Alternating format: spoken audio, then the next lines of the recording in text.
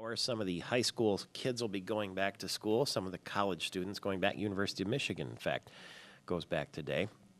And there's bound to be some flirting going on. You remember what that was like, right, when you were young? And so Fran Greene is with us, the author of The Flirting Bible. Good morning to you. Good morning. How are you? Well, you look great today. Am I flirting with you? Yes, you are. And since when is only flirting allowed for the young? Can How we do about it? the not so young? Well, How about if you're 30-something? well, but flirting's kind of a childish thing to do, isn't it? Oh, I don't think so at all. No?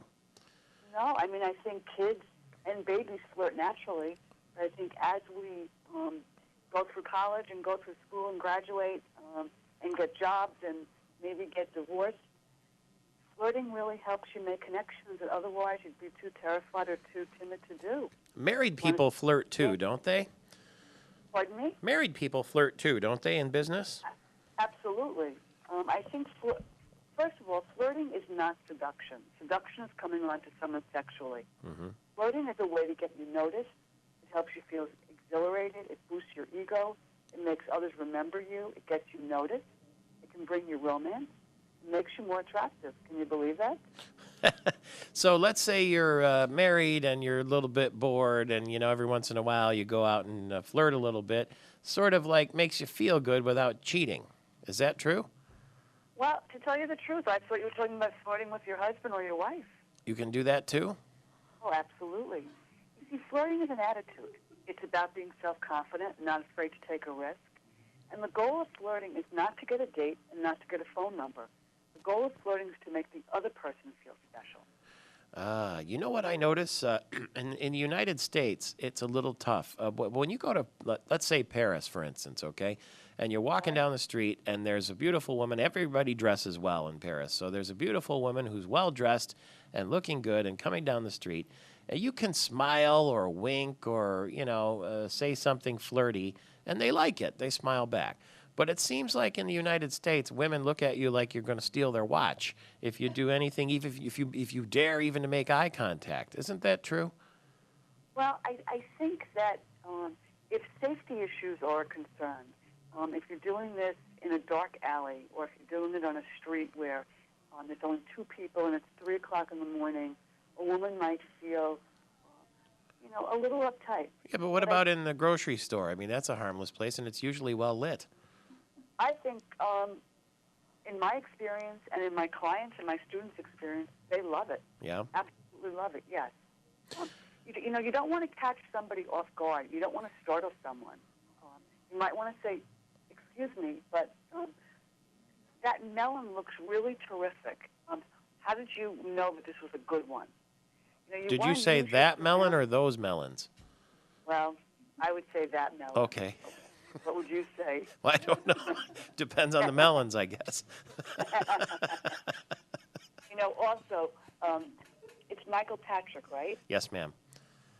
Also, you want to use somebody's name, and you want to know what they like to be called. Mm-hmm. When I spoke to your producer, I said, does Michael like to go by Mike or Michael? And she said, Michael Patrick. And I think when you call somebody by a name that they like to be called, like my real name is Francine. Mm-hmm. That's not me. I'm Fran or Franny. Mm-hmm. If you called me Francine, I wouldn't be able to connect with you because that's not who I am. Franny, but not Fanny. That's right. Okay. And What? by the way, go ahead. No, I just wonder. So there are people now who are driving to work right now, and they're thinking, I'm going to try this a little bit. I'm going to have a little fun and loosen up. What's acceptable in the workplace and what's not? Because I know a guy who said to a coworker, nice jeans, and she went and turned him in. For sexual harassment? Yeah. For daring to notice her jeans that she obviously spent a lot of money on, or he wouldn't have noticed them, right? No, I think there are a couple of ways to say nice jeans.